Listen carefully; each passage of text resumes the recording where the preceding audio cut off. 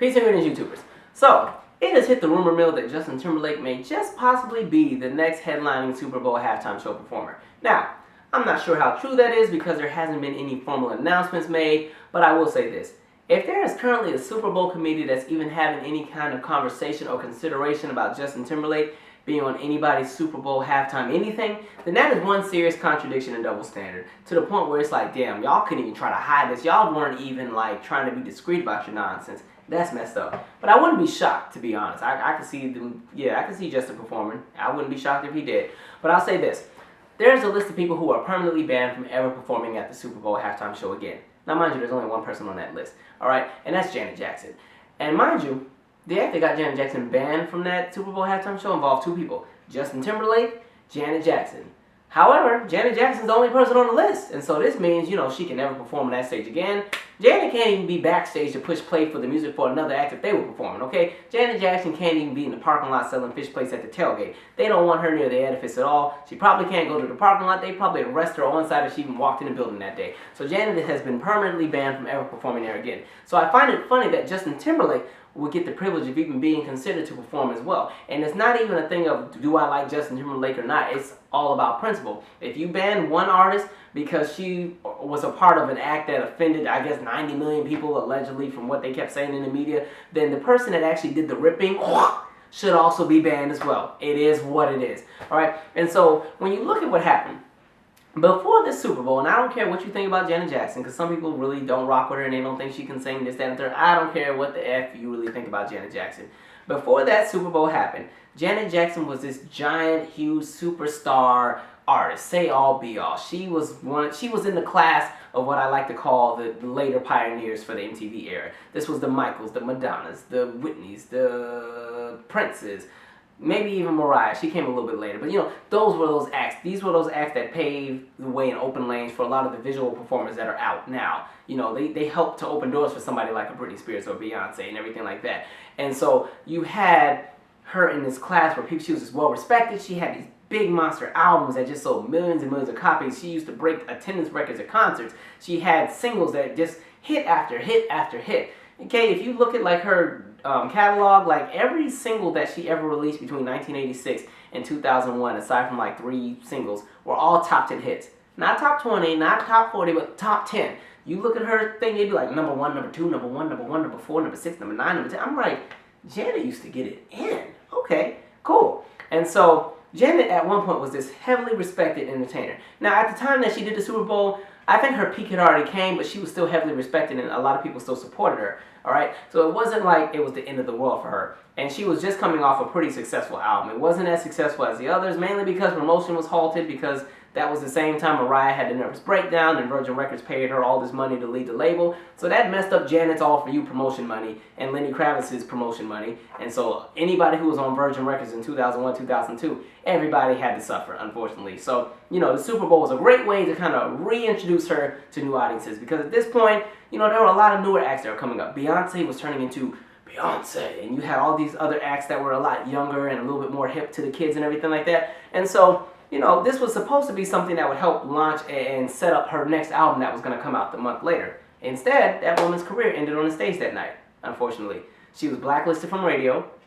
She was blacklisted from MTV. That was pretty much, the machine that helped her to have the career that she had. So without her getting radio support, without her getting MTV support, her singles and her albums started not selling. She wasn't really, making the success that she once had. And she became the talking point of every news commentator. She was public enemy number 1. On top of that, she was pretty much, she was disinvited to the Grammys. She was supposed to be at the Grammys the following week after that performance, because Luther Vandross had just had the stroke, and she was supposed to be paying tribute to Luther, because her and Luther are good friends. They had a top 10 hit together as well, that Best Things in Life for Free song. And so, Grammys were like, Janet, you need to come here and you need to apologize on the stage to everyone who was offended. And, they wanted Janet to be on there and like snot and tears and, I beg of your forgiveness. Like, they wanted her to do that. And Janet was like, I already released an apology tape to all the media outlets, and I've apologized. I'm not doing it again because I really shouldn't apologize in the first place. And so they're like, okay, well, you won't be there. So pretty much Janet's career stalled, and I mean, she's a nostalgic act today. She can still tour. She has a few moderate hits every now and then, but she is no longer, what she used to be, unfortunately. And it didn't help that she was also like 36 or 37 at the time, so the ageism factor kicked in, and then the fact that this is a black woman who pissed off a bunch of white people, it's like, it was just, the cards just aligned perfectly for everything on her end to fall apart. Justin, what gets me about Justin is, Justin did the ripping, you know? He was the one who did the... I don't care if Janet told him, Justin, when we get on this stage, I want you to rip my thing, my breast is going to pop out. I don't care if she told him to do it. At the end of the day, all the power was in Justin's hand. And so even if Justin had punched him, I was like, I can't do this. What was going to happen? You know, Janet wasn't going to go to the media and say, he was supposed to take my thing so my boob could come out. He messed the whole thing up. Like, she would look stupid. So I was like, Justin, even if she told you to do it, you didn't have to. And you were stupid enough to do it. So yes, you need to be banned as well. But the thing is, like, Justin not only got away with it, but Justin was cocky. First, he did this whole sympathy, woe is me thing. So he went on this whole public apology tour, and I don't know what's going on. I don't need this kind of publicity. I'm a good kid. I blah, blah, blah, blah, blah. Mind you, Janet and Justin were friends before this. As a matter of fact, NSYNC opened for Janet Jackson on her Velvet Rope Tour in '98. Like, this is back when a lot of the pop acts, like the Spice Girls, the Backstreet Boys, or NSYNC, they were, you know, marketed in Europe first, and then marketed to the United States, depending on how well they did in Europe. And so, you know, it was a perfect way for NSYNC to get their exposure by going on tour with Janet all across Europe. But anyway, they were friends, and so he's doing this, oh, I was betrayed. He's the one who coined the term wardrobe malfunction. You know, we had a wardrobe malfunction, all that kind of stuff. And so what was funny is you watch Janet just get attacked, ripped apart. The FCC has this big, giant, multi-million-dollar lawsuit. MTV's involved, CBS is involved, Viacom's involved. Everybody's lived with Janet Jackson. Janet Jackson loses this Lena Horne role that she was supposed to have. All kind of things happen. Justin gets a slap on the wrist. Nothing happens. Justin goes to the Grammys. He wins 2 Grammys that night. He performs. He does his little, I know it's been a rough week for you guys in the crowd. And Justin was fine. All right? And what was jacked up is, while Janet is getting dragged through the mud every day, and her legacy is just getting chipped away every 5 minutes, Justin says nothing. Unless it's something to defend him, you know. And mind you, what I found funny is Justin's had a whole entire career riding the coattails of black people. Whether it's the producers, whether it's his imaging, whether it's everything. Now, I like Justin's music. His music goes in. But that's to the credit of black people, to be honest. Alright? But like, you know, Justin, I like, his music is dope, but it's like, for somebody, you pretty much got your foot in the door on the backs of black people, and now that, you know, you're caught up in some mess, you want to go back to being the white boy next door. Okay, cool, got you. So if you notice, for those few weeks afterwards, he was the nice, wholesome young man again, and he was, oh, I'm so sorry, I'm blah, blah, blah, blah, blah. And like, literally, he's just letting Janet get dragged up and through the mud. And even with the lawsuits and the FCC and everything, Justin's name is barely mentioned in anything. And Justin was not banned from MTV. He was not banned from radio. He was not banned from anything. His career went on the high because he was a lot younger as well. And so Justin just had a great time. And what was jacked up is then when Justin decided to come out with his next album in 2006. Because when the Super Bowl happened, his album era had already ended. He had Justified in like 2002, 2003. So when the Super Bowl happened in 2004, you know, he didn't have a whole lot to lose. Janet had an album coming out the next month, so poor her. Justin, you know, he rode the wave and chilled. 2006 comes. It's time for Future Sex Love Sounds. And mind you, that's a really good album too. Ugh, makes me pissed that I like it. And you know, now all of a sudden Justin has flipped the switch because he knows, he's not sure if people are going to support him, because black people were mad at him for the Super Bowl and everything, or a lot of people. But then there were a lot of us who, you know, we still invited him to the barbecue and we really didn't care. And so it is what it is. Justin flips gears and all of a sudden it's, oh, you know, if they were really hard on Janet Jackson, you know, black women, they get it so tough in this country, you know, it's so sad what happens to black women. And I'm like, you weren't saying any of that when all this was going down 2 years earlier. But now that you have an album coming out, and this album is very R&B influenced, and clearly the core demographic that you're going to market to in addition to white people are black R&B listeners, you're trying to make sure that you haven't pissed them off, because your core R&B demographic were black women, aside from the pop audiences. You're trying to get in good with them. Oh, black women are disrespected and blah, blah, blah, blah, blah. And I'm like, okay. And so the album comes out, does really, really well. Now, mind you, Janet had another album come out that same year. Didn't really do anything. And so Janet was on Oprah, and Oprah had asked her about, you know, the whole thing. And she was like, you know, I just don't think a friend would do that to a friend, and he just really wasn't there when I needed him, and some other stuff like that.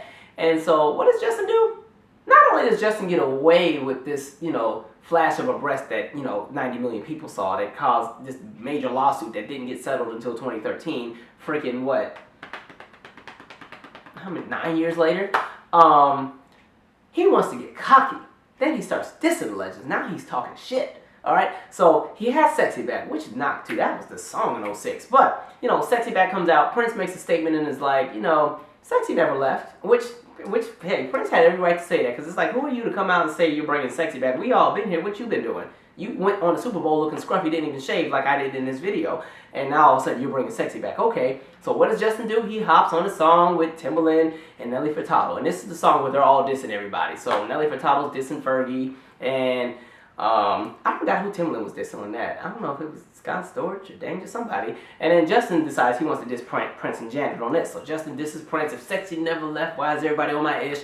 And then he mentions Janet's Oprah interview indirectly in the song where he's like, okay, you know, something about you wanting to clear the air. Missed you on the charts last week. That's right, you wasn't there. And I was like, oh, okay, Justin. So I'm like, okay. So not only do you get away with this, you watch somebody's career single-handedly die, and now you want to step on them while they're down, huh? I don't respect you at all. And so it's jacked up. And I mean, Justin came out with another album later down the line, but you notice that like his imaging, now that he recognizes that he doesn't even really need black people anymore to push him, his imaging has toned down, and now he's like 100% the nice boy next door. Because when Future Sex Love Sounds came out, he went back to being black. He had T.I. on the album. He had the goatee, the low cut, and my love, you know. Now all of a sudden he's on SNL every 5 minutes, or he's kicking it with Jimmy Fallon. So, you know, I think it's jacked up. And again, this is nothing against Justin Timberlake's music. I like the music, but it's messed up. It's foul. And I don't think Janet Jackson is really pressed, because at this point I think she's finally moved on. But it's sad because you've watched her legacy get tarnished. And I don't think the Super Bowl was not solely the only thing that kind of contributed to her downward spiral over time. There were other factors. But, you know, that was pretty much what knocked over that first domino. And so it's kind of jacked. So again, if Justin can perform at the Super Bowl, either you unban Janet Jackson even though you wouldn't even invite her either way, or it's either you ban both of them. It's like you can't ban one person who really didn't do much but stand there, but you let the person who did the ripping get away with it. Like, that's some serious jacked up stuff there. And I think what also I noticed when that happened, when they had the backlash, they humanized Justin. People felt bad for him. People were like, oh my God, how could Janet Jackson do that to Justin? How dare he? Or how dare she? And I'm like, wait, he did the ripping. And it goes back to the fact that, again, black women's bodies are objectified and overly sexualized, so it's harder to humanize black women when things happen. So it was easy for her to be public enemy #1 and people to drag her through the mud and people to kind of mock her and everything like that. And so it's interesting. You know, you want proof? Look at any news article where you see Janet Jackson's name. As soon as you get to that comment section, they're ripping that poor woman apart. Terrible. Anyway, that's my 2 cents. We'll see what happens. Well, y'all will see, because I'm not watching the NFL this season anyway, due to other circumstances. So y'all let me know what happens after February. Anyway, I'm out. Subscribe.